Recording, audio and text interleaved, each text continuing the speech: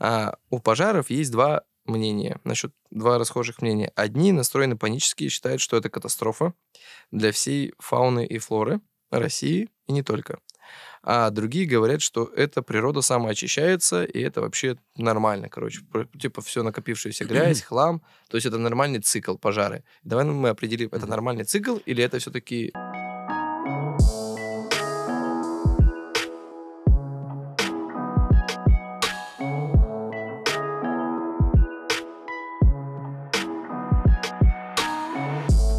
Всем здрасте.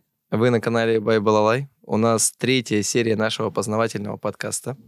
Мы находимся в студии ProLife. Здесь, вот видите, есть микрофоны, есть наушники, есть камеры.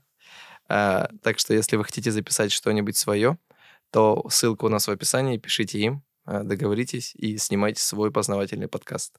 Так, сегодня мы немножко отойдем от темы истории. У нас 2 выпуска было о истории. Если что, посмотрите там. Подсказка есть, тут где-то выше будет. Сегодня мы будем говорить о живом мире Якутии. Живой мир Якутии — это невероятно интересная вещь, потому что непонятно, что у нас здесь было, во-первых. Но мы знаем, что были мамонты. Ну, я знаю, что были мамонты. Знаю, что, наверное, когда-то здесь было чуть потеплее, чем сейчас. Ну, до ледникового периода, наверное. Но мы не знаем, какие бактерии у нас есть, какие растения у нас растут. У нас есть какие-то уникальные виды, которые, может быть, где-то нигде не существуют. Ну, в общем, все об этом мы узнаем с экспертом, сегодня поговорим. Итак, эксперт, сам себя представьте, пожалуйста. Всем привет, меня зовут Евгений Попов, ведущий эксперт лаборатории биотехнологий технопарка Якутия, эксперт общества знания и аспирант по паразитологии. Ничего себе, как сложно. В общем, я не повторю, это твои регалии. Так, хорошо. Как давно ты занимаешься вообще биологией? Или, Давай вообще возьмем, даже, может быть, с детства, со школьных времен. Как это? Хороший вопрос. Я начал увлекаться биологией с 5 лет. Угу. Я собирал жуков, ходил по болотам, мне подарили энциклопедию, я стал ее читать, еще больше стал ходить по болотам, еще больше собирать насекомых, пошел в биолого-химический класс, поступил на биологический и стал работать по профессии всю жизнь. Блин, клево. Я тоже в школе, получается, мне всю школу, не бей по микрофону. Случайно. Я всю школу тоже, мне очень нравилась биология, я даже сдавал ЕГЭ по биологии, но вот весь энтузиазм у меня на этом закончился. Я вот ЕГЭ по биологии сдал, и такой, и все в целом. Дальше я не хочу связывать свою жизнь с биологией, но это очень интересно. Давай мы сегодня будем говорить о Якутии. Давай сразу какой-нибудь прикольный факт, какой-нибудь, который люди вообще, мало кто знает о Якутии, о биологическом мире Якутии. Так, у нас есть жук, который ядовит, и который в средние века использовали как виагру. Как виагру? Да. А что за жук такой? Шманская мушка называется. Или жук-майка, их несколько видов. Майский жук это он? Нет, это майка, такой другой ядовитый жук. И в средние века у него был такой алкалоид каротидин, который вызывает прилив крови. Прилив крови и может убить в больших количествах. А если попадет он на кожу, то появляются такие ожоги. А где он водится у нас? Жук-майка появляется в мае на цветках, на подснежниках. Это такой достаточно массивный жук, его трудно не заметить, 2-3 сантиметра, похож на гигантского вздувшегося муравья.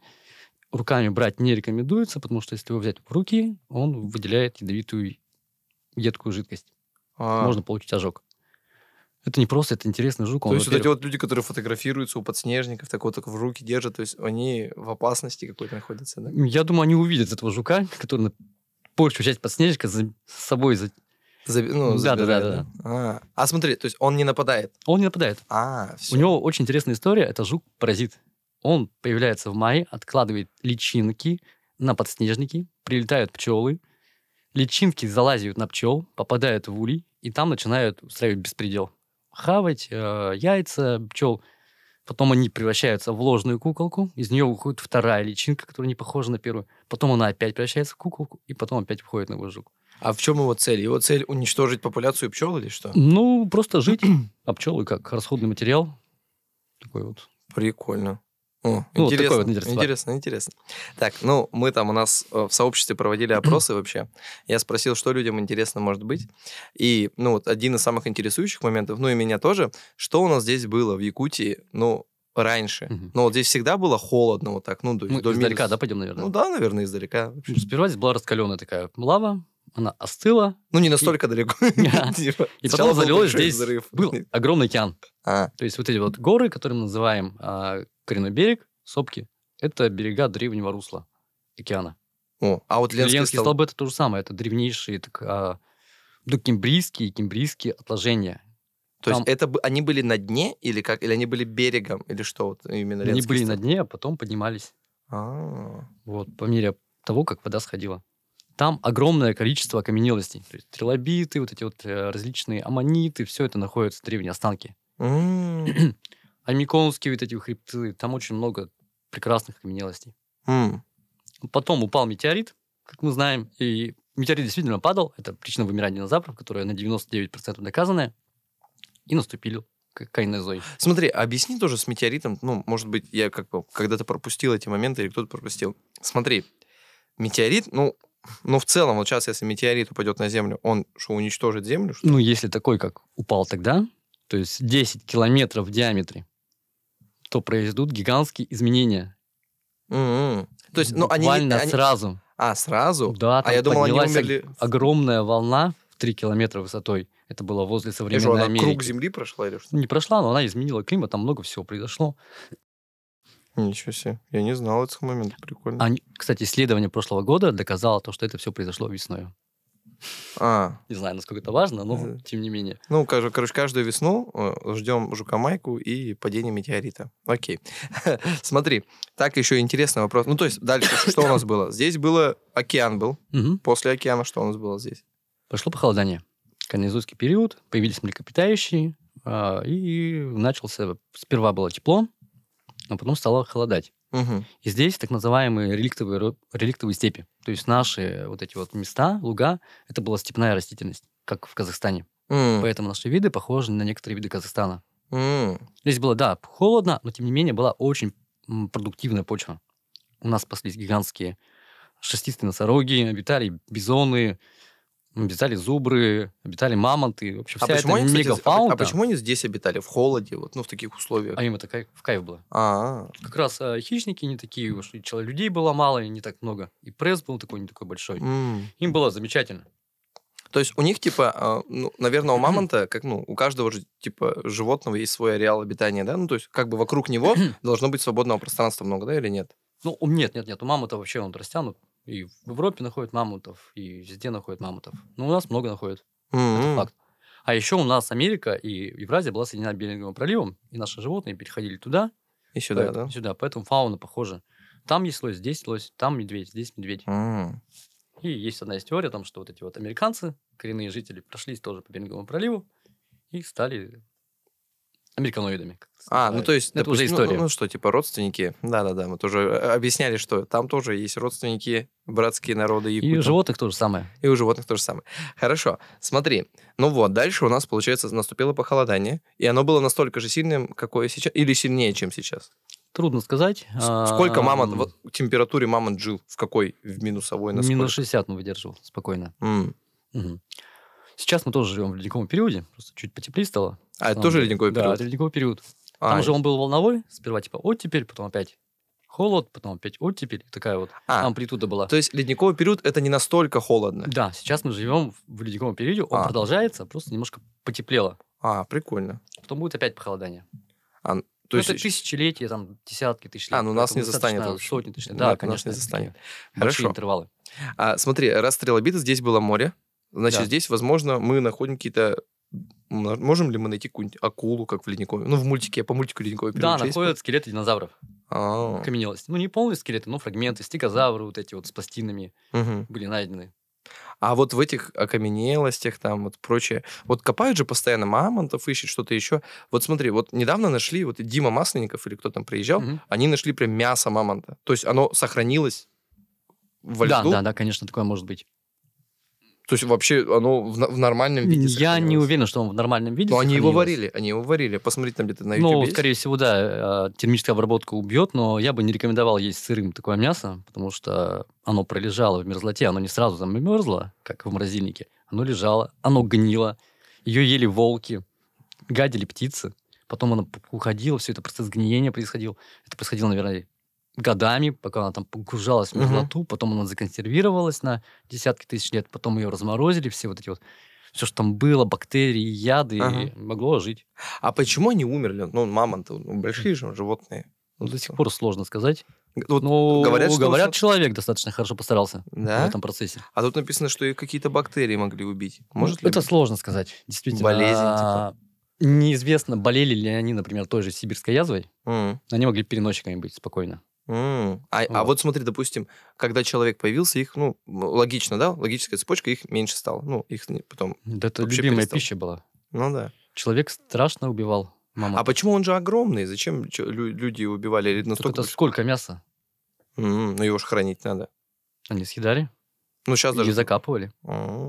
А вот смотри, сейчас вот роют все эти бивни, то все. А можно ли отрыть, это давно же был, какую-нибудь старую болезнь? Там, Да, какую-нибудь? конечно. Да, та же самая сибирская язва хорошо сохраняется. Вот на Ямале был случай, по-моему, в прошлом десятилетии, когда огромное количество оленей пало от того, что вскрылась сибирская язва. А где она скрылась? Просто, типа, где-то копали или что? Да, там оно скрывается, земля уходит, вот Мгм. оголяются бивни, кто-то Мгм. покопался, там действительно тоже кусок мяса нашли.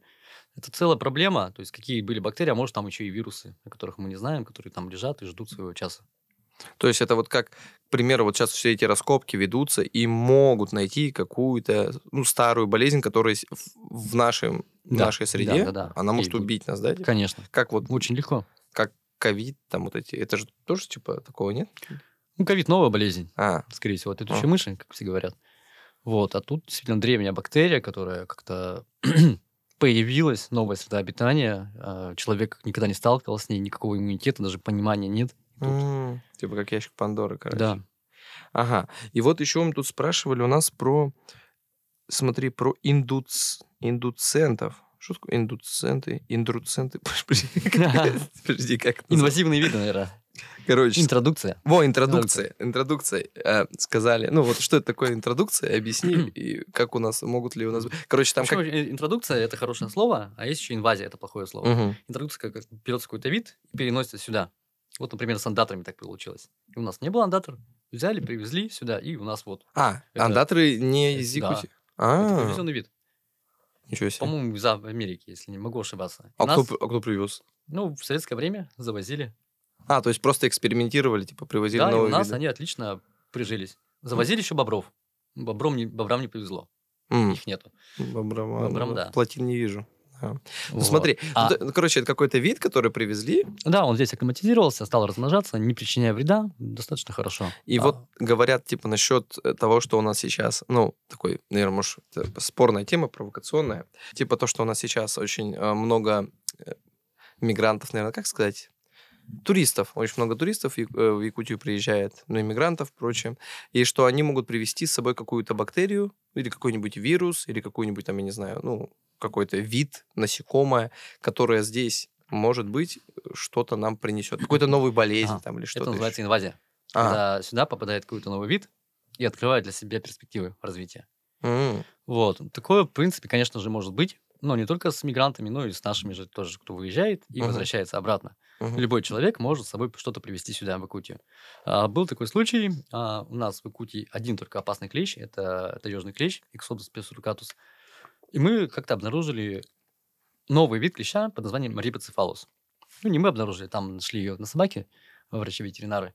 Тем не менее, мы провели исследование, описали то, что действительно это не наш вид. Этот вид обитает на побережье Черного моря. Мгм. Очевидно. Потом выяснилось, что человек купил щенка. К щенку присосался вот этот клещ. Никто этого не заметил. Он привез сюда, и клещ продолжал. Клещ обожает сухой, теплый климат, как в наших квартирах. В теории он мог там и дать потомство. Разжиться. Да, короче. конечно. Опасность клеща дело в том, что он переносит огромное количество таких вот кровяных заболеваний. Крымская лихорадка, омская лихорадка и очень много других. А почему именно на клещах это? Это настолько простой организм или что? Почему все время, я как что не слышу, там миллион болезней, и все вот в этой маленькой какой-то... Это идеальный вектор. Он берет и укусит какого-нибудь сурка, который болеет этой болезнью. И все. А почему в нем все сохраняется, как этот... А он не болеет. флешка. Он не болеет. Он как флешка, как вектор, носитель. Их называют векторами. А. И укусил человека, и человек заболел. А какой цикл жизни у этого клеща? Вот у нашего Иксодуса персурикатуса интересное развитие. Он вообще, его раньше не было здесь, на территории Центральной Якутии. Его тоже привезли, Глобальное, да? глобальное потепление климата, скорее всего, А. сыграло большую роль. Он стал продвигаться, реал его захватывать на север, Алёкмин сперва там, потом еще выше. Алёкминск, Дошел до всегда. Якутска, и, по-моему, даже дошел до северных районов, где он кусает оленей, Мгм. и вызывает смертельную для них болезнь бабезиоз. Они там погибают тысячами. Что за бабезиоз? Это что такое? Это болезнь, которая убивает оленей. А, Вот, там специальное простейшее животное, которое очень сильно косит лошадей, оленей, там разные виды бывают. копытных каких-то, да? Копытных, да. Для нас он безопасен, бабезиоз, но для нас болезнь Лайма может быть. Это бактериальная инфекция. Если лечить, хорошо, а если не лечить, то человек может умереть. Тяжелые последствия. Похоже на грипп, и человек... У нас нет специалистов. Ну, тоже лихорадка, типа, это. Лихорадка, да. Или клещевой энцефалит. У нас его примерно 0,1% встречаемости. Вроде невысоко, но люди болеют. Это разрушение клеток головного мозга приводит к частичному параличу каких-то частей тела. Но вот этого клеща у нас раньше не было вообще. В Якутии не было описано. Ну, то есть, если, например, у нас брать отчеты Роспотребнадзора, то там, например, в 2005 году было там, 10 случаев. Там, сейчас у нас там в 2018 году, последний раз смотрел, 1000, например. Ну, и цифра растет. Сейчас как раз сезон, они как раз просыпаются, тепло, солнце греет, они вылазят на травку и ждут своего часа. Вот, давай, короче, немножко людей предупредим. Сейчас весна, вот эти клещи. Я как понимаю, какой сезон у нас в Якутии? Я знаю, что везде разные, да, сезоны? Там Везде разные, но вот первыми лучами солнца, как снег тает, они начинают сразу активизироваться. Они голодные, проспали всю зиму, и они начинают заползать на траву, и когда человек проходит, они цепляются. Есть миф о том, что они типа прыгают с дерева, это неправда. Они сидят на траве и ждут своего часа. Ну просто, то есть ты задеваешь их, и они к тебе цепляются. Да. Они могут еще 2 часа, даже некоторые описано то, что они сутки могут искать место, где прокормиться. Ищут мягкие ткани, за ушами, например. То есть они по тебе под ползают? пахом, да. При этом, в отличие от комаров, его укус абсолютно не замечен. Человек не чувствует ни боли, ни зуда, ничего. Он может пить кровь часами, надуваясь при этом до размеров, 10 миллиметров. То есть такая вот виноградина, да. Смотри, в какие у нас месяцы этот клещ? Это май. Май? И конец лета. Август. Август, май. да, двойной пик максимально. Некоторые клещи, конечно, они активные, некоторые выползают там и в июле, и в июне, но тем не менее максимальный пик активности первые декады, 3 декады мая и последние декады августа. Хорошо, смотри, тогда получается у нас... Они все энцефалитные или нет? Нет, очень мало, это меньше 1%. То есть не каждый укус? Не каждый, далеко не каждый. 1%. Вообще нормально. Тогда в целом бояться не нужно или все равно? Лучше... Клещей много, например, одного человека может атаковать за лето 100 клещей, то вероятность уже увеличивается. А для кого опаснее, клещи? Укус клеща вообще? Человек чаще посещает лес, тем больше вероятности. Тем, кто проводит экспедиции, какие-то лагеря, им рекомендуется... А у нас в Якутске где такое? У нас платно можно получить прививку. Я думал, у нас платно можно получить укус клеща, ты хочешь сказать? Нет, я говорю, а где у нас в Якутске, допустим, мы в городе живем, чтобы людей в городе, где у нас опасные места Вот это вот самый такой парадоксальный вопрос. Дело в том, что пишу кандидатскую по клещам, и когда я целенаправленно выхожу специальным оборудованием, флажками, ищу этих клещей, я не нашел ни одного клеща. В городе? За 4 года. Табага, кельдямцы, тулагина, вот этот. А вот про парк говорят, про парк городской говорят? В парке я тоже не обнаружил ни одного. А отчеты говорят, что люди кусают, да, смотришь новости, там, такого-то укусили, собаки нашли. Приезжаешь, ищешь. Чаще всего, конечно, домашние животные страдают. Просто может же быть, что укус клеща, он как, как вот, допустим, есть аллергия на комаров у людей. Может же он развить какую-то, даже если он не инфицирован каким-то вирусом? Замечательную историю скажу, но она не относится к Якутии, можно, да? Ага, давай. Она просто прекрасная история. В Америке была девушка, не помню имя ее, она обожала есть стейки свиные. Для нее это была религия съесть вкусный стейк из свинины. И в какой-то момент она съела стейк, и у нее была мощнейшая аллергия, ее увезли, еле спасли жизнь. Потом она попробовала еще раз съесть стейк. И то же самое. Анафилактический шок, вот эти квинки, все это проявляется. И потом, оказывается, вспышки стали появляться у многих людей, которые ели свинину, а потом у них стала появляться аллергия. Все думают, что такое, как так? Оказывается, их кусал клещ. Стейк? Нет, он людей кусал. Людей кусал. И впрыскивал им особое вещество, которое вызывает аллергию на свинину. Там особые вещества в свинине есть, в свином мясе. И люди навсегда не могли есть свинью. О, ничего себе. Типа ты такой, диета у тебя, короче. Да, но ученые все-таки подумали, что это очень большое наказание для людей, и решили геномодифицировать свинью, уничтожив этот ген. И теперь есть так называемые очеловеченные свиньи, Так, которых можно употреблять в пищу людям, у которых такие проблемы. прикольно. Да, но на этом история не остановилась, и этих очеловеченных свиней еще больше очеловечили, что даже в прошлом году пересадили сердце свиньи полное. Не Ага. клапан там какой-то, полностью сердце свиньи человеку. И человек прожил 58 дней, по-моему. 50. Ну Он да, был- говорят же, что у нас типа очень похожий организм со свиньей, да? Это полумиф на самом деле, но Раз свиное сердце посадили, ну, значит... ее геномодифицировали для человека специально. Ну, так- ну не каждое же ты сердце животного сможешь пересадить. А можно человеку. обезьяне присадить. Да? Из обезьяна к нам ближе. Просто обезьяна дороже, чем свинья. Прикольно. Блин, надо... Обезьяне сердце интересно. Оно, наверное, выносливый же. Мы же как бы... Наши предки же. Так, смотри. У нас еще очень много вопросиков было про якутскую лошадь.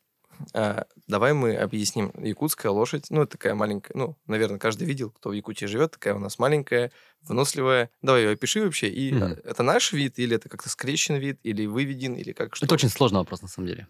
Ну, а теперь якутская лошадь, по-моему, в 80-х годах была признана породой.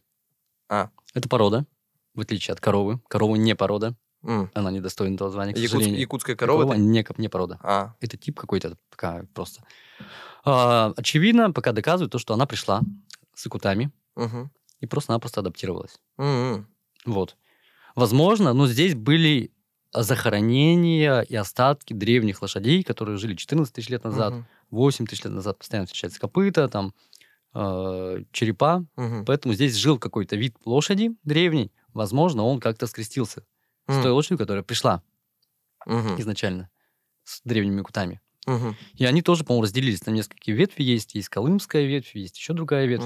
И они тоже отличаются. Но главное приспособление вот этих наших лошадей не в том, чтобы быть приспособленным к холоду, а добывать пищу под снегом, под тяжелым слоем снега. Потому что сюда привозят других лошадей, которые участвуют в скачках, там, для других работ. И они спокойно живут себе. Не, ну именно якутская лошадь именно для работы, короче. Да? Да, Для то есть сельского хозяйства, короче, Да. нужно. Вот, например, привезли сюда какую-то другую лошадь, она может жить спокойно, холод выдерживать. Но она не сможет добывать пищу. Скорее всего, она зимой умрет от голода. Главная проблема лошадей – это А якутская лошадь, она сможет, если даже хозяин потерялся, она спокойно они же сможет... полудикие такие. Я просто... В Алёкинске я никогда не видел сильно якутских лошадей. Ну, то есть это в большинстве такие, ну, другие улусы, районы. У нас там обычные лошади какие-то ходили. Хотя, может, это были якутские. Просто маленькая, полненькая. Ну, может быть, якутская. Маленькая, полненькая. Они тоже отличаются друг от друга. Достаточно. Прикольно. А вот еще проблема, вот у нас же скачки проводятся. Я использую какие-то местные породы. Не местные, а российские, по-моему. Или европейские. Но всяких арабских скакунов не используют, которые как раз должны состязаться в таких забегах. Причина в том, что именно южные такие породы, они болеют здесь заболеваниями костной системы. Чего-то им не хватает, и практически 99% они страдают от болезней суставов, копыт и других форм. Понял. То есть, их не пробовали скрещивать с якутской лошадью? Или ничего не получается? Нет, таких работ не было никогда. То есть, якутская лошадь только с якутской лошадью, да? Нет, это же порода, она может с любой лошадью. А родится кто у них? Ну, допустим... Гибрид родится, беспородный. Я вот не знаю, чудеса селекции, как это происходит, непонятно. Вид-то один, это лошадь. Вот. Предок был лошадь Пржевальского, который, по-моему, до сих пор живет где-то. Вот. А с коровой по-другому. Якутская корова, конечно, отличается низкорослостью. Индекс массы тела очень сильно от других коров. Но почему она не стала породой? Потому что критерий породы – это имение 1000, по-моему, голов. В Якутии, по-моему, всего 600. То есть у этого вида, грубо говоря, ну, как у якутской коровы, у него не дотягивает еще до породы представителей, типа, да? То есть у них меняется. У них должно быть одинаковое что-то, типа, у 1000 голов. У каждого свои критерии, там, у собак свои, там, у лошадей свои. А вид один. То есть корова и тур, вот этот огромный бык, который в Азии живет, это один вид. А вот этот вот, который ходит, как его? Овцебык. Овцебык у нас есть. Ну это вообще другая тема. Это древнее животное, которое здесь и жило в свое время. Мегафауна была здесь. А с кем он, он мог видеть мамонта, овца? Он мог, да. Это древний вид такой. Но он сохранился? Он сохранился. А почему он сохранился? Почему все остальное вымерло, а вот он сохранился? Не знаю, повезло ему. Там также зубр сохранился. Вот зубр еще есть. Ну, потом вымер почти. Интересно. Но наши волки, например, сохранились. Вот як у нас еще есть. Як это что такое? Як тоже, да. Да, есть такое животное. Это Хотя все... его родина нет, его родина больше Тибет, яко. А вот овцы-бык это прям здесь, в Да, Якутии он арктический жил. конкретный вид. А. Ну, не только в Якутии, он жил там и в скандинавских странах, вот это вот, в Арктике. Вот я сейчас не знаю, овцы-бык для чего сейчас его применяют? Ну, или он сам Ну, дикий по-моему, просто? он диким, по-моему, нигде не применяется. Да? Его не одомашнили, в общем, Нет, никак. никогда не было таких.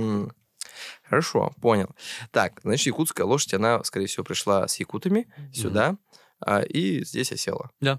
И как бы и изменилась просто Да, конечно, адаптировалась. с течением времени, адаптировалась к ситуации. Хорошо. Тогда у нас еще есть вопросик небольшой.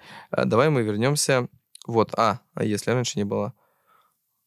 Говорят, если не было морозостойкой породы лошадей, то как появилась якутская лошадь? Как отбирались лошади для селекции и сколько поколений лошадей для того нужно, чтобы получить конечный результат? Ну, как бы все лошади могут приспособиться. То есть даже привозные лошади, они приспосабливаются к холоду. Другие проблемы были, наверное, связаны с подвыванием пищи. Именно якутская то, что там полудикая такая. А сколько поколений нужно, чтобы, допустим, которая арабская лошадь пришла, да? Ну, давай У просто... лошадей много поколений, потому что они долго живут, долго сменяемость. Мгм. Я даже не могу сказать. Это селекционный вопрос такой. То есть вопрос селекции у нас больше, чем биологии. Окей, короче, тогда мы продолжаем. У нас еще вот есть... Давай про пожары. Как ты? Про пожары. К пожарам относишься? Горячая тема. Горячая тема. Но, у нас, смотри, тут написано, что Борис Николаев нам пишет, что у пожаров есть два мнения, два расхожих мнения. Одни настроены панически и считают, что это катастрофа для всей фауны и флоры России, и не только. А другие говорят, что это природа самоочищается, и это вообще нормально, короче. Типа все накопившаяся грязь, хлам. То есть это нормальный цикл пожары. Давай мы определим, это нормальный цикл или это все-таки В ненормально? природе пожар — это в тундре, да, например, в тайге, это механизм возобновления тайги. То есть сгорает лес, все вот эти вот древостой, мертвые органика возвращается обратно в природу, это называется сукцессия, там появляются мхи, лишайники, потом растения, потом опять деревья, и так цикл повторяется. То есть пожар в нормальной ситуации — это естественный такой процесс самовозобновления тайги. Но не все пожары у нас такие природного происхождения. То есть ни молния бьет, там, ни что-то, ни торфяники горят. Многие пожары — это чисто человеческий фактор. Вот, либо косвенный человеческий фактор, который на самом деле нужно контролировать. Просто лес не успевает возобновиться. У нас очень большой пресс на лес, не только пожары, это и насекомые, и болезни. Вот мы говорили вот об инвазивных видах. Например, у нас приходят некоторые виды жуков-короедов или усачей. Они, в общем, делают дырки в дереве. Сами они по себе особо не вредят. Ну, поделали дырки дереву, это как бы без разницы. Но они переносят с собой грибок, который вызывает уничтожение дерева изнутри. Удобнее есть мертвую древесину, жуку, грибок там развивается. А откуда они Они ходят откуда? Например, из Китая. То есть... Там очень много инвазивных видов, которых мы не можем контролировать. Где-то на рюкзаке сел. На рюкзаке с туристами, там, с птичкой, да? С птичкой, да. В основном так, таким образом передвигается, и дерево погибло, соответственно, там влаги нет, оно высохло, ударила молния, не знаю, что угодно. А еще почему наши пожары, то есть леса горят сильно, это потому что очень много хвои. Хвоя моментально у нас вспыхивает, а хвои много, потому что у нас на самом деле очень низкоплодородная почва. То есть бактерий мало, и эта хвоя может там годами лежать, накапливаться, пока она там переработается, на это уходит огромное количество лет. То есть вот веточка упала, и она долгое количество времени может лежать на земле, да? Ну, вот хвоя, как вот у нас все леса с хвоей, да? Ну да, я видел вот эти такие иголочки желтые лежат везде. И то есть одна из причин, они очень хорошо горят. И они очень долго могут лежать вот так. Да, и сами хвойные, там очень много эфирных масел, можно поджигали, когда елку, веточку елки, например, она вспыхивает очень хорошо. Смотри, и все-таки что это у нас, вот сейчас у нас... что происходит у нас, это, конечно, не норма. Это большой человеческий фактор, который нужно контролировать, то есть нужны специалисты, нужно делать вот эти вот, я не помню, как называлось, минерализированные полосы для того, чтобы предотвращать низовые пожары. Нужно мониторить лес, нужно... Но у нас же как будто неожиданно это началось. Я вот не скажу точно, но как будто бы, когда я учился, я с 2013 года живу в Якутске. А в Якутии, всю жизнь. И как будто бы не было настолько много пожаров, как вот в последние, может быть, лет 5, 4-5 лет. Они были, просто мы не замечали. Сейчас, более массово действительно стало, как в 2019 году, когда массовый пожар начался. Да. Потом в 2020 году А почему не именно, меньше. почему их так больше становится, все больше и больше, как будто разрастается? Или он не просто ближе к нам становится? Скорее всего, ближе к нам становится. А, Плюс не забываем о глобальном потеплении, которое тоже дает свой какой-то небольшой процент в эти процессы. Ну, то есть это, короче, ненормально. Это ненормально. Ненормально. А вот мы живем здесь, к примеру, вот дышать этим нормально, вот этим смогом? На самом деле легкие у нас очень хорошо восстанавливаются, но, конечно, последствия будут. Например, астматик. Я не представляю, как они выживали в 20-х годах, когда вот летом это, наверное, было очень тяжело. Младенцы, которые новорожденные, им было очень сложно. То есть, а взрослый человек в целом, ну, вот период Если он, лета... подышит этим воздухом, со временем, через месяц, у него все это как будто и не было. То есть, такого типа, как называется, накопительного эффекта никакого не будет? Нет. То есть... Легкие очень хорошо, там, мерцательные эпители очень хорошо очищаются. Все, хорошо. Ну, я вот типа по этому поводу переживал. А то обычно же на лето все люди, там, уже у нас типа есть, как типа, я уеду на лето из Якутии, чтобы не дышать, там, типа такого. Ну, короче, но люди, у которых есть болезни, лучше как бы... Ну, астматики, да. Предохраняться, короче. Дети молодые, пожилые, конечно. Хорошо, понял. Тогда, смотри, давай какие-то такие позитивные вещи рассмотрим, от пожаров немножко отойдем. У нас такой момент есть, к примеру, мы вот про майского жука ты говорил, про то, что вот какой-то... Майка. Это не майский жук. Майка. Это абсолютно другой жук. Окей, майка. И что у нас, вот, допустим, есть клещи, которые, привозной какой-то клещ, и он здесь может найти среду обитания конечно, и стать... очень легко. Да, это плохо. А давай какие-то позитивные вещи. Может, у нас есть какие-то растения или что-то, что привезли, и мы сейчас этим наслаждаемся, или кушаем. Там, или, есть такие Картофель. у нас? Картофель. Андатра. Андатра. Еще что такого позитивного есть? Да вроде все. Все? Борщевик это не позитивно, да, наверное? Да, это не очень позитивно. А борщевик, я как понял, его что сделали с ним? Видели такое? Белая фигня растет везде летом. Я в Якутии не видел борщевика. Я видел. У нас в Алекнинске есть борщевик. Да, в Алекнинске он есть, но до Якутска он еще не дошел, по-моему. До Якутска. Он доходит. Это очень опасное растение. Дело в том, что у него фототоксин. Человек может его задеть случайно. Он обжигает. А потом на солнце будет мощнейшая реакция. То есть там до второй стадии ожога. Вот, если у вас есть, конечно же, еще хуже будет. Были случаи, когда дети, они такие большие же, толстые такие вот, делали из них подзорные трубы и смотрели. После этого они теряли возможность смотреть дальше. Да, вот это, это вообще, потому что я в детстве сам, я помню, что у меня на руке где-то даже, может, остался след, долго был след, в общем. Я тоже задел борщевик и просто бегал, что-то играл, и у меня вот тут, прям, заволдырилось, короче. Да, это достаточно опасное растение. А он безопасно выглядит, и выглядит красиво. И выглядит красиво. Белый такой. И многие его садят даже. Как гортензия он такой, на вид, я не знаю, на что похож. Вот, у нас еще есть вех ядовитый, он похож на борщевик, но одно из смертельных опасных растений Якутии. Тоже привозной? Нет, он местный. Он живет на берегам рек, а у него очень интересный яд цикутин. Цикутовироза, такое красивое название у него по латыни. И корова, когда съедает, у нее там спучивает желудок, она умирает. А зачем он его ест? Потому что он красиво выглядит. Да? Он такой я думал, животные знают, что оно кушает, нет? Нет. Животные часто травятся. То есть они могут... Даже именно я, ладно, думал, человек может отравить животное. Случайно дать ему что-то, животное, того, что оно доверяет человеку, оно съест это. А дело в том, что еще он не такой... Он редко растет, и животные просто не привыкли к нему. То есть он достаточно... Он яркий какой-то, красивый, короче. Он очень высокий, он по 3 метра может быть. И оно думает, что можно скушать, короче. Интересно.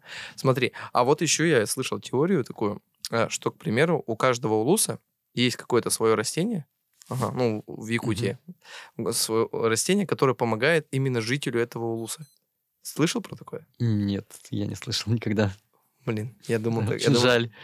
Я вот знаю человека, который, типа, в этом, как называется... Это, наверное, больше из этнологии, да? Это какой-то мистика, может быть, какая-то такая интересная. Дима Михайлов. А есть у нас что-нибудь, какие-то редкие вообще виды, которых нигде нет, кроме как в Якутии только растут?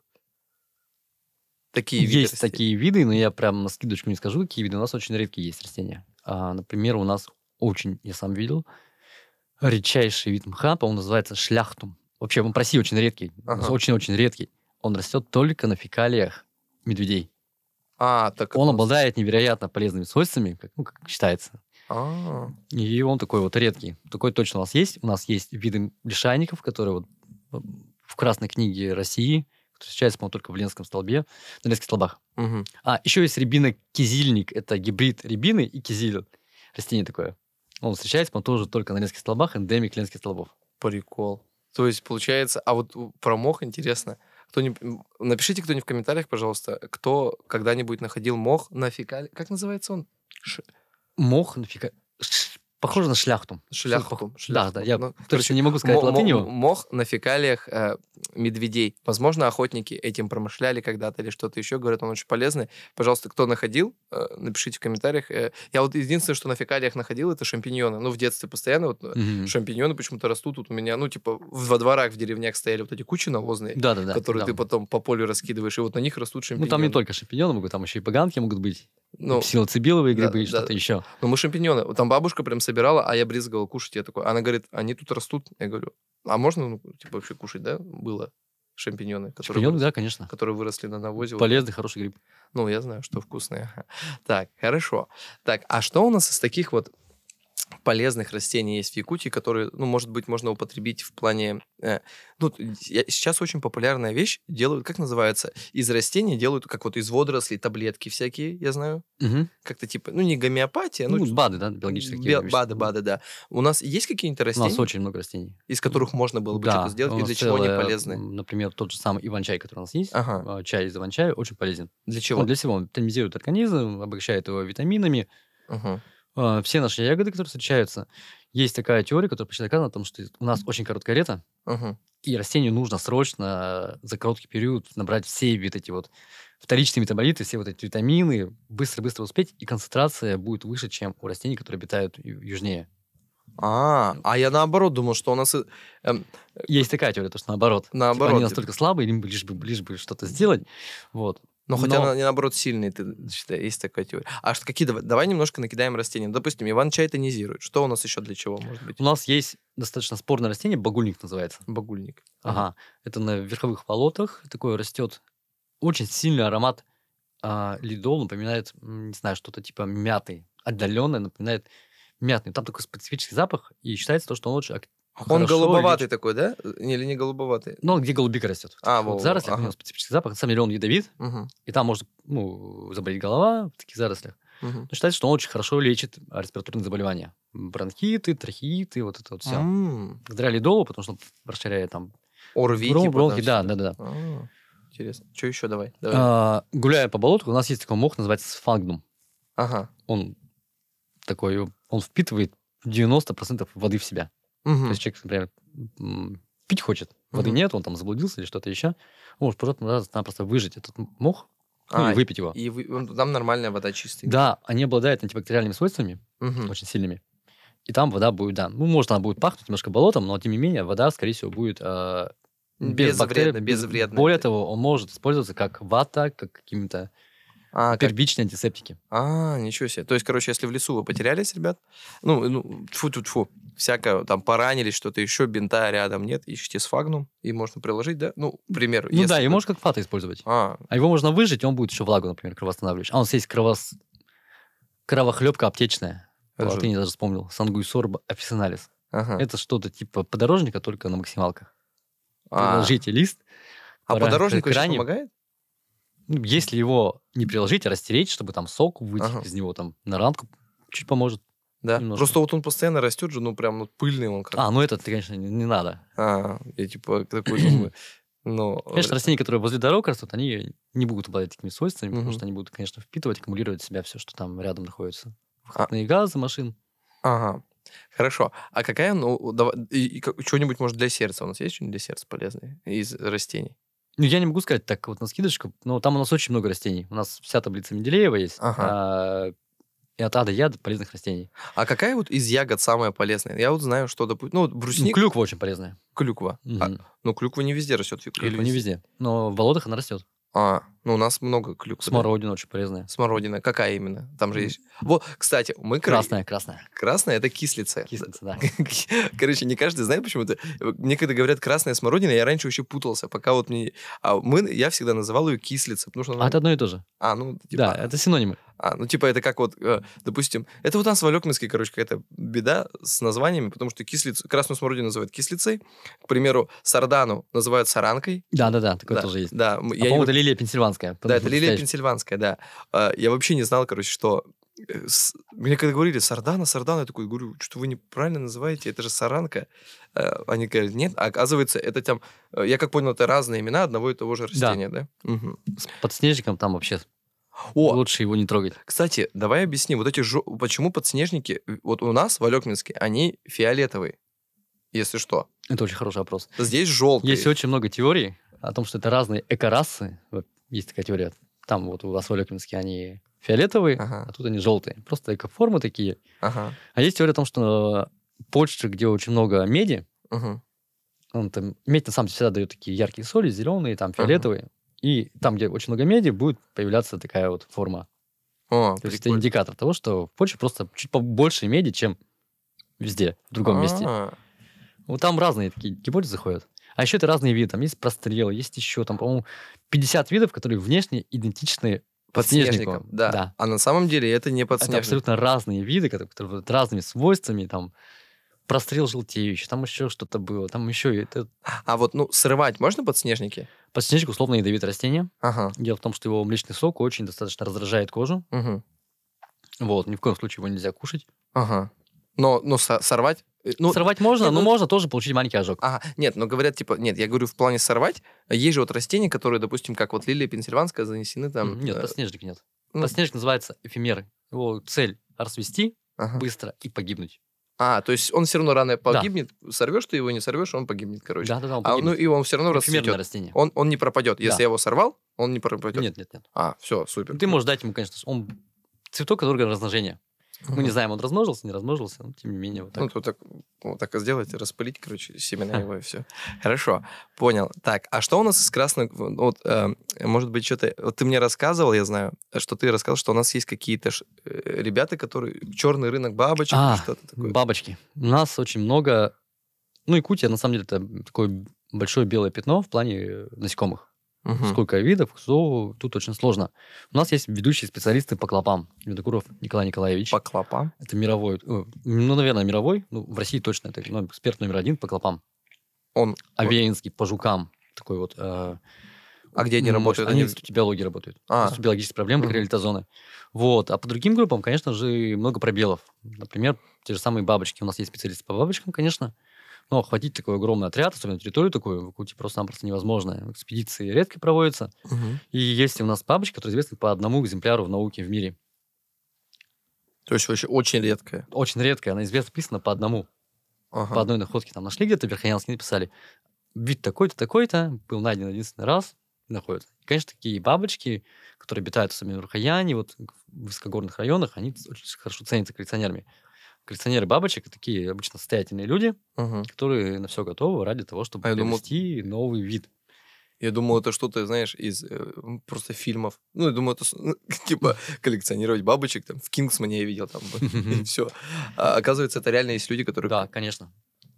Ну и у нас виды постоянно открываются. Вот у меня есть знакомый, он живет в Пскове, Мгм. вот, и он каждый год приезжает сюда, в Якутию. Арбугаев, это, по-моему, гостиница Орте-Дойду. Нет, не Ага. Орте-Дойду.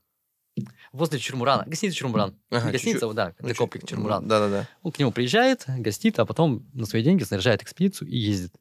Он уже открыл несколько видов новых бабочек, Мгм. писал это в научных журналах, одного даже называл в честь Арбугаева, своего друга, владельца вот этой этнокомплекса. Мгм. Новый вид пауков. Он приезжает каждый год на свои деньги А и находит. сколько стоит такая бабочка? К примеру, вот верхояне. Вот, который Ну, находится. начнем в долларах от четырехзначных цифр. То есть $1000 Да, стоит но там бабочка. должен человек быть экспертом, потому что они очень похожи бабочки. Ага. Там где-то щетинка, она не так, где-то немножко вот эта жилка крыла отличается. А где Уже вот будет новый вид. Может, у нас люди с Верхоянска кто-нибудь смотрит и скажет, сейчас пойдет искать бабочек. А куда вот он нашел, а куда ему А отдать? я не знаю, какие каналы там есть. То есть он на то и черный рынок, что никто не Конечно. знает, как продать. То есть как бивни мамонта. Тоже их же продают. А сколько у нас вообще бивни мамонта? Они могут закончиться у нас? Все продают бесконечно продают. Конечно, когда-то рано или поздно закончится. Ага. Ну, у нас еще почва очень так, такое большое слой. А зачем они? Золотые. Для чего они нужны, кроме как для украшений? Почему их китайцы вот так сильно любят, там вот, покупают? В Китае отдельное отношение к медицине. Ага. Китайская медицина, традиционно, это для них, как, не знаю, это что-то очень важное и ценное. То есть Мгм. её называют даже традиционно, это как есть.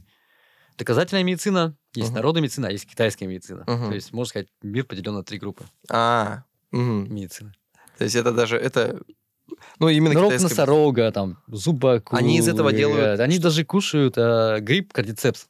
А что за гриб? Это гриб, который произрастает на мертвых насекомых. Он управляет насекомыми, потом насекомые погибает, вот как в фильме был сериал недавно, «Один из нас», «Last of Us». Last of Us, ага. Да. Вот. Этот гриб, они кушают его. Они покупают его за $300 и поедают. А по идее его как бы лучше не кушать, да? Нет, для человека он безопасен. Мне кажется, А. наушники падают. Правда? Нормально, нормально. То есть для человека, но в целом никакой полезный... Ну, я знаю, что у них и плаценту там кушают. И Да-да-да. прочее. Ой, мгм. Страшная вещь на самом деле. Нам пока не понять, но в целом работает это, не работает. Хотя все нормально относятся к китайской медицине. Я смотрю, магазины всякие есть, там и прочие вещи. Ну, это популярная вещь. За пределами даже Китая. Смотри, вот интересный вопрос задает какой-то Балет Л. Я просто ориентируюсь по тому, что вы писали. Есть ли у нас глина, мел в Якутии? И чем можно питаться, если потеряешься в тайге? Давай, вот сейчас у нас очень много людей, которые в экспедиции отправляются и прочее, вдруг потерялись. Глина у нас, конечно же, есть. Ага, Я расскажу с глины сперва. давай. Глина формируется... Глина, например, если имеется в виду для грязи лечебницы, Угу, вот такая вот полезная глина. угу. Я где-то читал статью о том, что в Сысарском озере добывали глину. В Сайсарском озере. Да, в Сысарском озере. Это вот тут, где вот около Трюмфа. Да. Угу. Там определенный слой вот этого. Что такое глина, вот это вот бентос, это вот плавала рыбка, упала, ее съели бактерии, получилась часть. Ага, это вот глина. Все Ну, есть еще глина, которая под землей, там, минералогическая глина. Она Мгм. отличается свойствами. Вот. Что делать, если потерялся? Угу. Ну, я не знаю даже, тут сложно сказать. Наверное, человек должен кушать? оставаться. Что кушать, что А кушать? все что угодно. Можно есть насекомых. Ага, какие... Ну, вот я потерялся в тайге в Якутской. Что мне Откопать делать? дождевых червей. Копать дождевых червей кушать. Да. Они везде есть, скорее Они всего. есть везде, их можно Ага. пожарить. Ага. И то же самое. Их лучше всего сперва окунуть в воду, Ага. тогда из кишечника выйдут остатки почвы. Ага. Мгм. У нас есть беззубки. Это вот такие вот в реках двустворчатые моллюски, Ага. которые, в принципе, как устрицы они. Ага. Их можно тоже есть. Что еще у нас такое? Что еще в тайге? У нас очень много грибов, которыми можно питаться. А еще у нас, например, можно практически любое злаковое растение поднять, будь то пырей, будь то камыш Угу. и его корневище. Его корневище богато крахмалом. Я сам пробовал, оно на вкус например, огурец. Из него можно делать оладьи, растоптать, можно делать хлеб. Угу. Именно вот это корневище, которое очень легко добывается, такое белое, оно такое очень приятное, и может быть основой рациона потерявшегося человека. Прикольно. А про мел в Якутии что за мел? Мел у нас есть? Мел, ну, в У смысле, нас есть меловая порода, да. Тут, наверное, имеется в виду мел, которым пишут. видимо, да. Да, Или есть. который кушают. Вот. Это то же самое, же, да? Один мел или не Это один и тот же, да. Мгм. Ну, зачем его есть? Можно же просто... Ну, беременные же кушают мел. Я не знаю, почему. Ну да, есть такая привычка у людей, но лучше Ну. покупать лекарства Ага. для этой цели. Хорошо. Так, мой личный вопрос, короче. Вот про кабельских карасей все хотел спросить постоянно. А почему они такие огромные? Ну, они же... Ну, это уже популяция такая. То есть у них, наверное, просто было настолько все хорошо, что они Ага. стали огромными. То есть это вне конкуренции. не радиация. Это не радиация, нет, конечно. Все. Вот, это естественные причины. То есть у них не было конкуренции, У было них много ну еды. да, очень... Все просто им очень сильно повезло. А, А ничего себе. другим меньше повезло. Те, кто... Ну, еще от размеров озера зависит. Мгм. Больше озера, больше карасей. Ну, вообще, карасевые, я как понял, они же вообще могут расти очень много. Это вот яйц же, это тоже карасевые, да? Карасевые, да. Ага, то есть они же Семейство. вообще, яйц же вообще вот такие изи там бывают. Да, конечно. Ну, мемы видели, да, яйца, ну, огромные вообще там.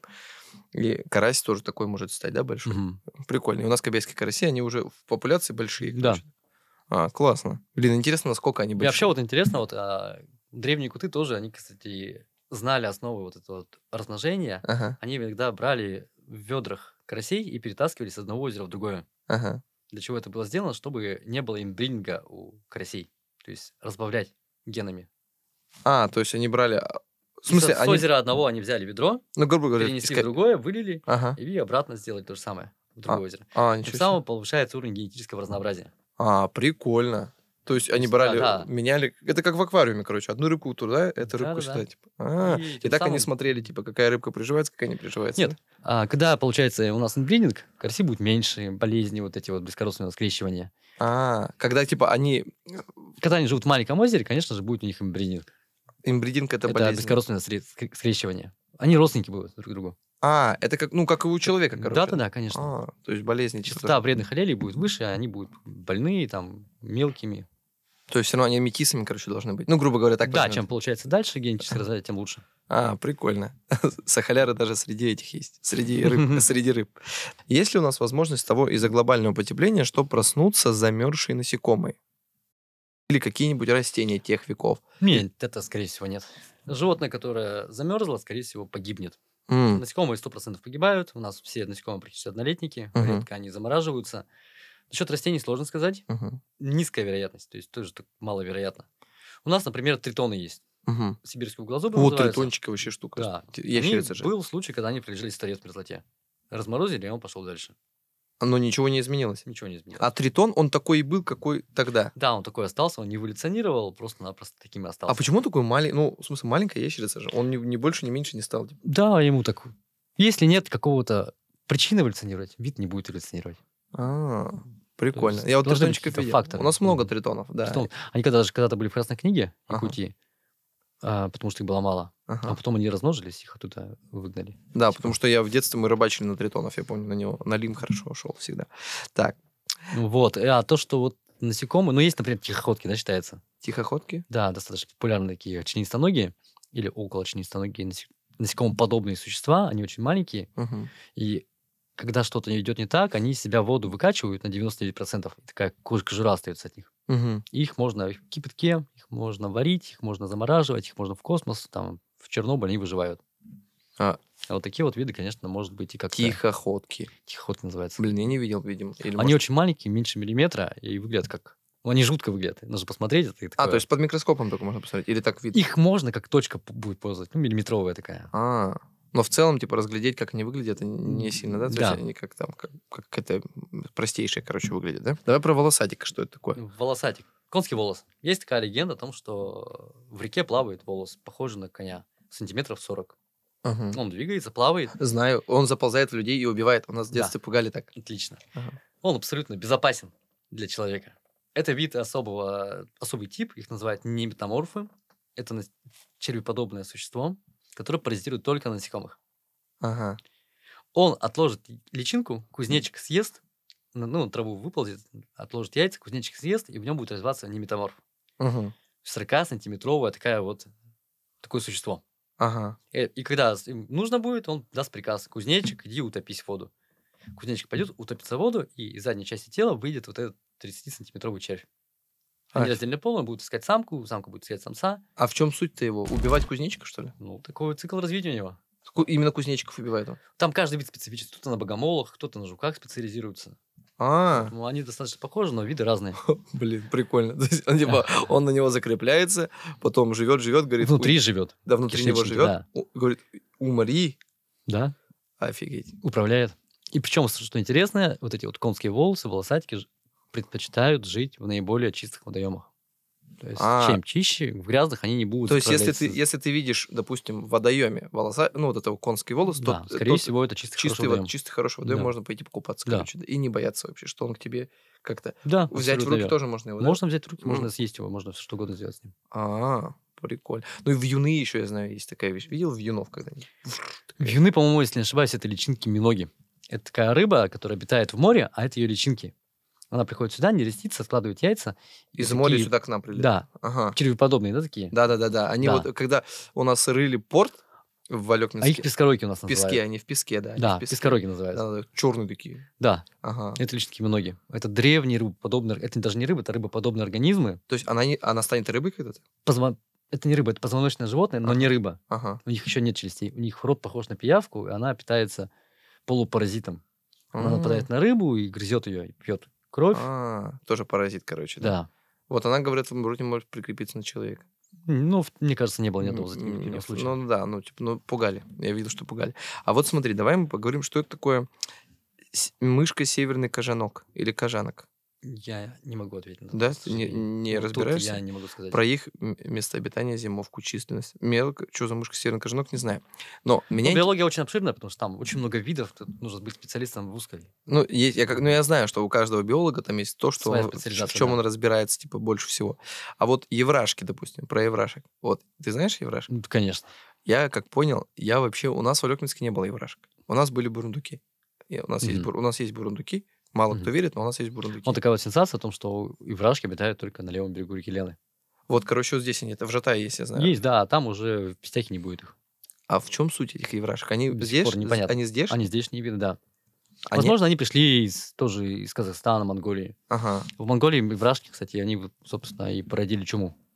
А они опасные иврашки, то есть они тоже переносчики, да? Наши иврашки нет, скорее всего. Ну, по крайней мере, ну, может быть, и есть. Никто особенно исследований не делал. Но именно от иврашек, от сусликов чума появилась. Ну да, ну типа от грызунов, короче. Да. таких, да. А Иврашки хорошо идут, они кушают посевы, там в советские времена, по-моему, их убивали очень сильно. Короче, они паразиты. Короче, они паразиты. Вредители. Вредители, точнее. Мгм. Вредители. То есть у них пользы никакой нет для фауны нашей якутской. Ну, просто как должна быть, как Мгм. вид какой-то. Ну, какой-то пользы, чтобы приносил, нет. Может, им питается кто-нибудь. Ну, кто-то, по-моему, делал шубу из иврашек, может быть, я не знаю. В Твиттере кто-то, по-моему, кушал их. Шубы. Ну, у нас очень много. Вот у нас бурундуки есть, к примеру. Бурундуки, белки есть у нас. Бурундуки, да. По-моему, на севере даже белка-летяга встречается. Белку летягу я тоже видел, и в Алёкминске видел белку. В Алёкминске? Да, у нас, Это короче, классно. у нас там тепло, видимо, короче. У нас зима не такая холодная, как здесь. У нас там, типа, минус 25, минус 30. Типа, тепло. Не всегда такие морозы. И у нас вот много всяких таких же. Я видел белку-летягу у нас. Я видел бурундука. Ну, кроты есть, короче, точно. Кроты есть. Кроты есть. Ну, это здорово. Кроты. Ничего здорового нет. Ну, я знаю, то, что не вредители. Они русские наверное. вредители. Он раз на теплицу перекопал, короче, и его потом поймали, убили. Мгм. Ну, Ну, в для общем, нас жителей центральной Якутии это экзотика. ну, такая. да. Не верят, на самом деле. Ну, скажи, докажи. Есть же бурундуки у нас? Есть, Конечно. значит, есть. Летяги есть? Есть. Кроты есть? Чтобы мне просто верили потом, что я не Кроты с ума есть, да, сошел. конечно. Да. У Хорошо. нас в Якутске аналог кротов это маленькие такие землеройки, М. которые очень меньше мышки такие подползают. Ну, а вот это они же привезенные, скорее всего, да? Нет, местные виды, конечно. Местные виды. И Никто бурундуки бы тоже сюда- наши местные. Местные, да. А Кротов белка... перевозить никакого смысла не было. Ну да. Интересно. Интересно, что у нас сюда привозили. Вот что интересно разобраться. Что у нас? У нас есть какие-нибудь опасные змеи, кроме гадюк? Нет. Нет, у нас только гадюка, по-моему, один вид змей. Ужи есть. Нет, уже, по-моему, нет. Есть. Ну, Ужи. может быть, Он- в Южной Якутии, да, у нас там есть уж. уже есть, да. Уж. Я видел. Ужа я видел, и гадюка у нас имеется Мгм. тоже. Они на завалах обычно тусуются. Но говорят, вроде не сильно опасно. Ну, гадюка, она может быть ядовитая в некоторых случаях. Да. Опасная. Если она большая, крупная, от сезона зависит и от человека зависит. Мгм. Но в целом ее укус достаточно хорошо проходит. У Прикольно. нас нет ни ядовитых насекомых, ну, потенциально ядовитых таких. Ну, типа сильно, короче. да, которых я у нас рассказал, смертельно майские опасных, майки. опасных нет, короче, у нас. Кроме вот клеща, наверное. Пчела может укусить там в шею куда-нибудь, оса. Ну, Ну, такие вот случайные. кстати, у нас популяция... Почему у нас так много? Давай вот, пока быстро спрошу.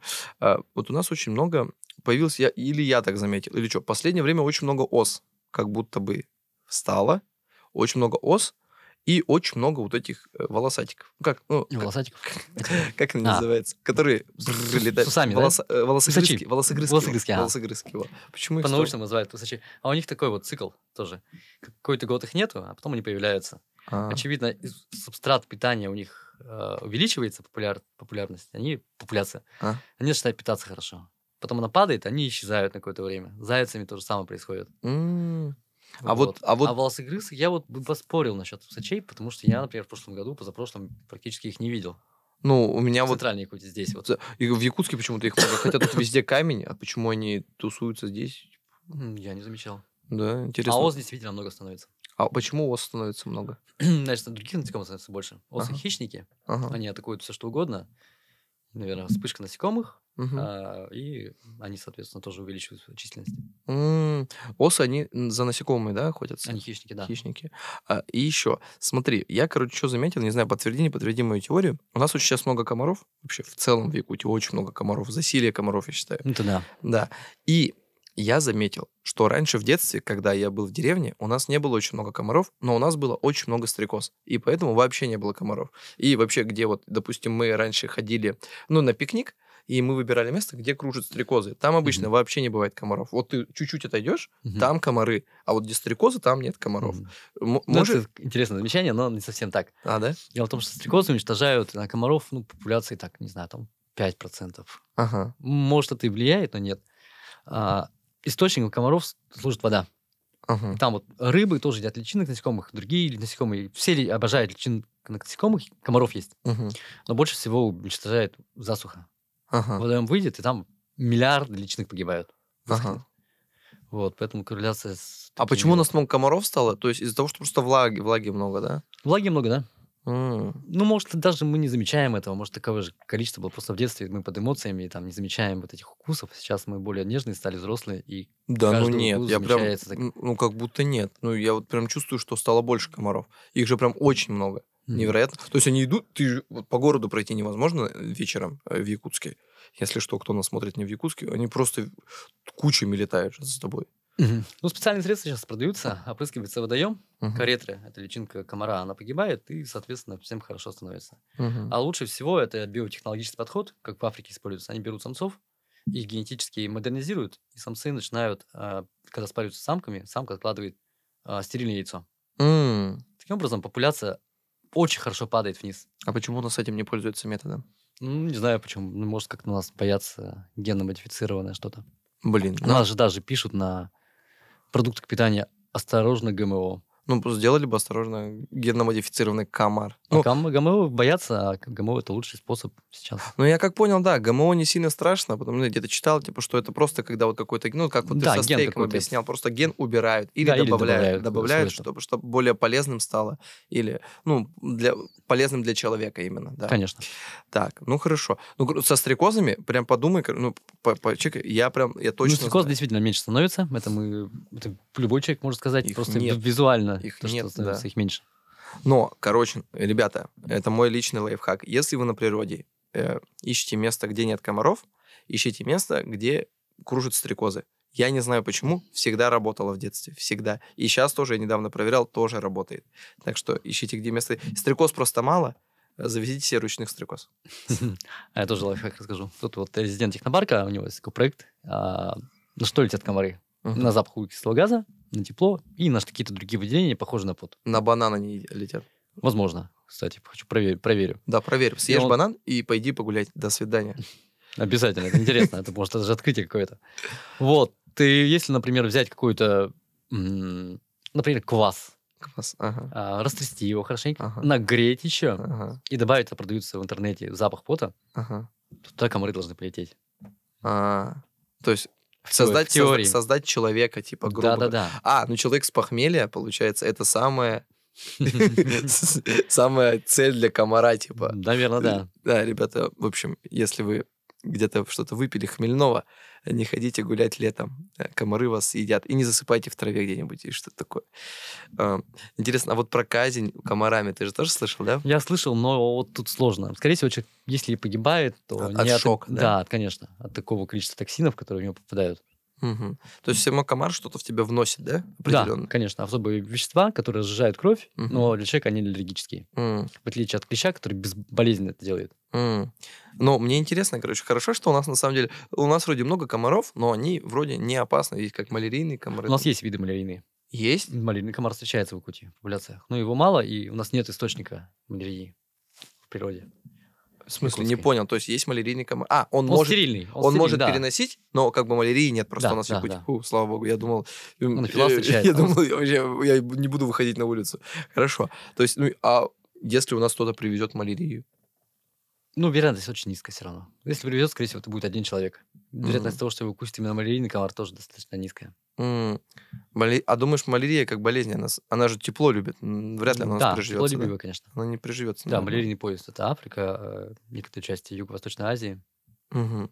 У нас вот твоя специализация биологическая вообще какая? У меня паразитология. Паразитология. Ну, у меня вообще, по идее, экология. То есть, Мгм. на самом деле, под словом экология подразумевает не то, что там люди собирают мусор, раздельный сбор. Экология – это наука. Мгм. Наука о взаимодействии организмов с средой обитания. Мгм. То есть я, когда диплом писал, у меня были улитки, которые обитают в водоемах Сесарском, я ходил. Мгм. И как они влияют, чем они питаются, когда они М. поднимаются, что они кушают, где их много, когда их мало. И вот в этом вот настоящая экология заключается. В изучении того, как живет вид. Сейчас у меня экология клещей, когда он просыпается, когда у него пик, когда он ложится спать, ну, грубо говоря, чем он питается. Например, личинка питается маленькой, она предпочитает маленькую добычу себе, какую-нибудь Мгм. землеройку, а взрослый он уже больше, там, какого-нибудь медведя может Мгм. напасть, клещ. Ну, у нас много паразитов в Якутии, да? Конечно, конечно. Разных. Паразиты бывают и полезные. А приведи пример какого-нибудь полезного паразита. Ну вот, например, у нас есть, я забыл название, Например. насекомое, которое ест лиственницу. Ага. Лиственница. Сибирский коконопряд называется, да. Шелкопряд еще называют его. Шелкопряд. Он съедает лиственницу. Полностью... Да, конечно, это огромная такая гусеница, которая съедает, там очень много этих гусениц, они съедают растения без листьев, не может фотосинтезировать, погибает. Во, а почему их просто в Якутске сделать на все лиственницы, которые есть, и все? Нет? Лиственница хорошо же. Нет, чё- это животное насекомое, которое съедает листья, Ну да. и растение умирает. Ну, Лиственница. за лиственница хорошее растение, что ли? Конечно. Почему? Лиственница хвойное растение, которое выделяет кислород, это огромное. Ну, вот Это эти, как которые... елка, нет. Не которые у нас растут вот эти по городу, вот это все в этом...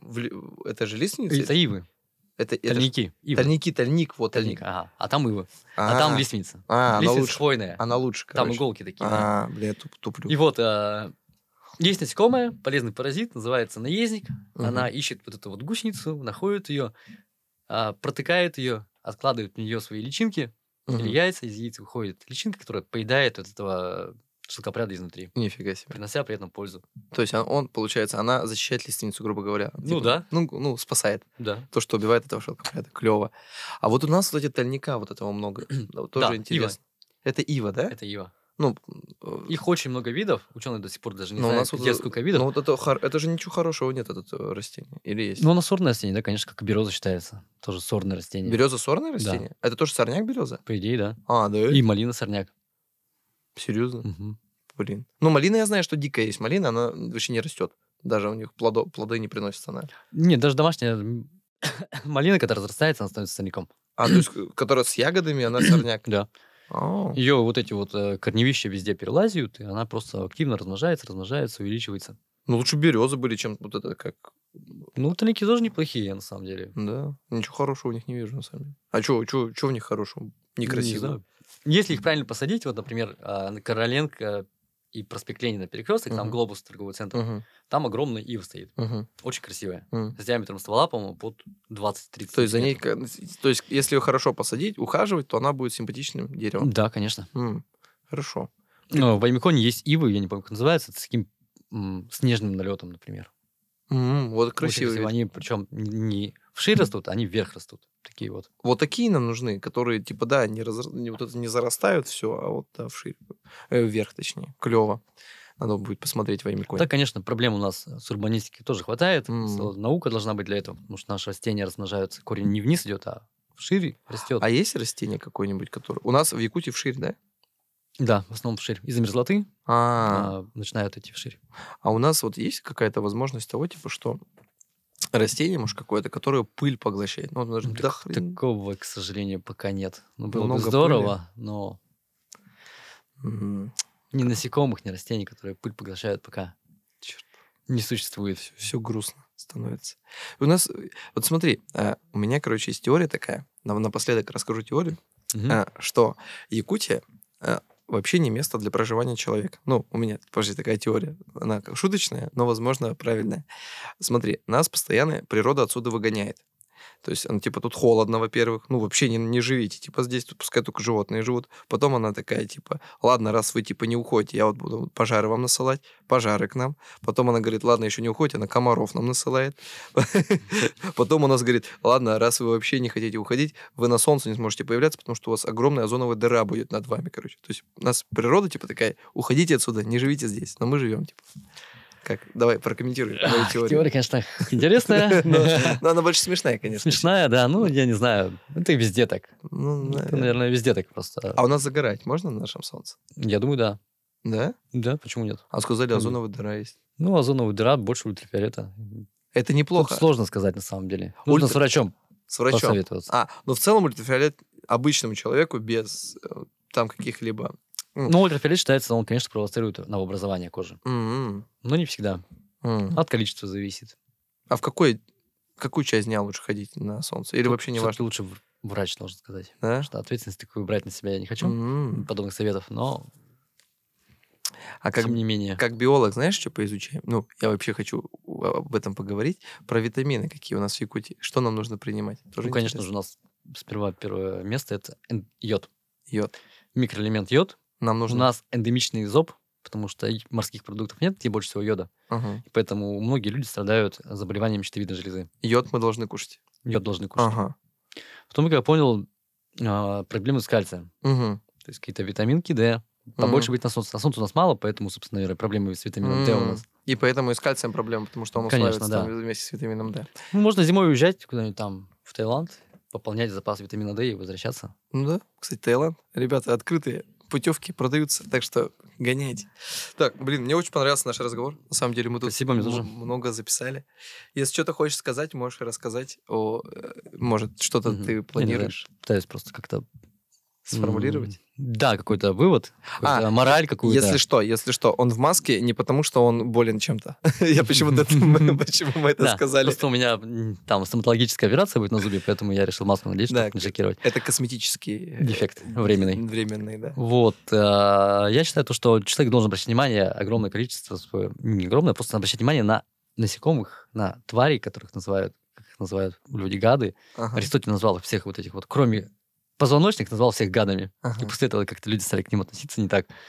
В общем, на самом деле это очень полезные существа, которые приносят больше пользы в вот эту биосферу планеты, чем позвоночные животные. М. Тот же комар может сделать больше дел, муравей, чем слон какой-то. А, Да-да-да. почему? Ну, в целом его скушают там. Нет, он просто настолько влияет на биосферу, его так много. То же самое муравей, если мы муравей больше, чем людей по биомассе. Мгм. То есть они А тяжелее. нужно ли бороться с этим? Ну, вот с комарами бороться, там, с чем-то еще? Или Если бороться только такими методами, как вот я сказал, биотехнологическими, то есть самца. генно-модифицированными. Да-да-да. Надо Эти это методы можно попробовать. контролировать, потому что если комар начнет вымирать, мы начнем видеть то, что в комаре было что-то полезное, там, о боже, катастрофа какая-то, мы обратно все это можем вернуть. И А почему нет- вы не качаете за это? А у себя в СУФУ надо качать за это.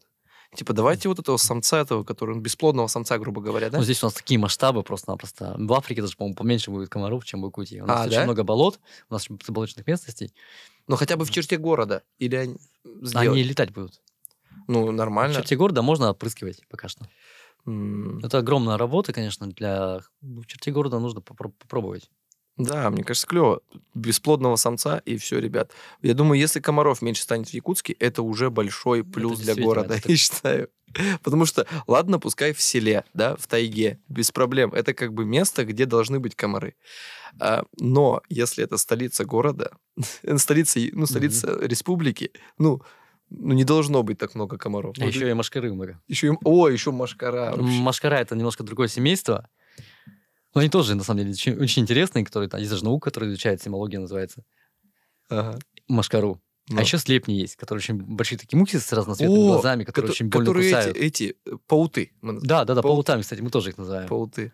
В детстве так называли, больно кусаются. А они что, откуда вообще? Они на коровах обычно тусуются. Они пьют кровь, у них амбивалентное питание, то есть они самки... Они говорят, что бычий цепень переносят. Нет, неправда. Нет? Нет. Они как... Самка питается растениями, и когда нужно, она беременна, она кровь пьет. у человека. То есть Очень нас много кусают самки, токсина, да. Нас кусают самки Да. везде. А есть... Это вот слепни. Мгм. А есть еще оводы. Оводы, они не питаются вообще, они похожи больше на мух. Они откладывают на коже человека, животное, в основном конское, лошадиное, коровье, Ага. коровий овод. Яйцо, по 10 температуры тела, лицо из личинка выходит, она ищет микротрещину в коже и залазит туда. И потом она увеличивает размеров, там, не знаю, 3 сантиметров. И новый овод оттуда, да? потом? Да, и потом вылетает новый красивый овод. Ну, в человека она... Я как понял, Может в человеке быть. Такие случаи бывают. Да, когда прям... Что она отложила яйцо, и вышла оттуда муха, вылетела из человека. потом? Нет, на самом деле там у человека была какая-то травма на голове, царапина. Ну, типа. Туда отложил овод. Человек не заметил этого. Ага. Яйцо стало развиваться. Сперва будет такая вот личинка, похожая на червяка. Ага. И головка будет вытаскивать. Белая. Белая такая, Ага. двигаться туда-сюда. Потом она 3 сантиметра растет. Мгм. И в конце... обычно ее будут хирургически, конечно, удаляют. Я думаю, если он прям муха вылетел, А настолько так бывает, да, он случаи. не следил за собой. Офигеть. В общем, вот этот последний промежуток не кушали, надеюсь, в этот момент, ребята. Все. Ладно. Спасибо большое. Ты, кстати, Пожалуйста. подожди, а ты представился, на самом деле, вначале, да, представился? Да, я представился. Имя все Евгений рассказал. Попов, да, там все всё сказал. такое. Ну, все тогда. Тогда с вами был Евгений Попов, с вами был Бай Балалай. Надеюсь, эта информация была для вас полезной. Самое главное, берегите свое здоровье и... Что еще можно сказать? Что можно сказать? Главное здоровье. Берегите природу, здоровье природу своих близких. Да, берегите природу и здоровье и своих близких. Всем большое спасибо. Пока. До свидания.